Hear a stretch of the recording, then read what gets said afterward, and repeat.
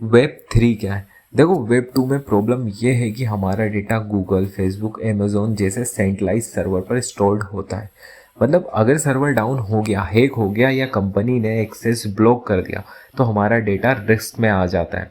Web 3 का mission है decentralisation, मतलब डेटा और ट्रांजेक्शन किसी एक कंपनी के कंट्रोल में नहीं बल्कि पूरे नेटवर्क के कंट्रोल में होता है।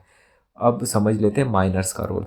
अब सबसे पहले आते हैं माइनर्स। माइनर का काम होता है ब्लॉकचेन नेटवर्क में ट्रांजेक्शन्स वेरीफाई करना और नए ब्लॉक्स क्रिएट करना।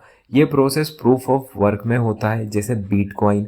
Miners heavy computing powers use करते हैं, कॉम्प्लेक्स प्रॉब्लम सॉल्व करते हैं और नेटवर्क को सिक्योर बनाते हैं।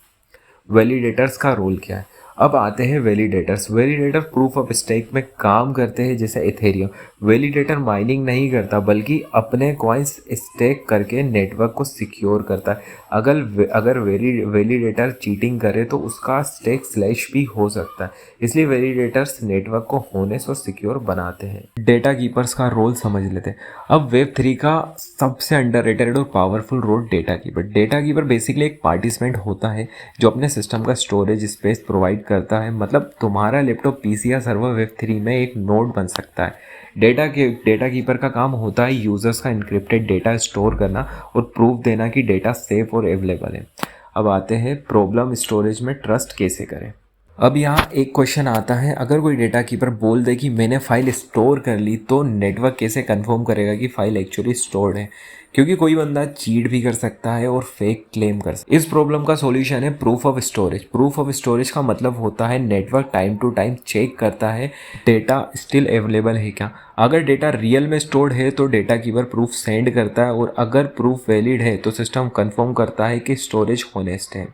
मतलब सिंपल लैंग्वेज में स्टोर होनेस्टली प्रूफ दो, रिवॉर्ड अर्न करो। अब डीनेट में एक और स्मार्ट फीचर है वोचर नोड। वोचर नोड एक मोबाइल वैलिडेटर की तरह काम करता है। वोचर नोड का जॉब होता है चेक करना कि नेटवर्क में फाइल की कितनी कॉपीज अवेलेबल है। अगर कॉपीज रिक्वायर्ड लिमिट से कम हो जाए तो वोचर सिग्नल भेजता है और सिस्टम मिसिंग कॉपीज को रिस्टोर कर देता है। इससे डिसेंट्रलाइज स्टोरेज का सिक्योरिटी लेयर और स्ट्रॉन्ग हो जाता है। मतलब डीनेट में डेटा सिर्फ स्टोर नहीं होता, डेटा कंटिन्यूसली प्रोटेक्ट भी होता है। इसलिए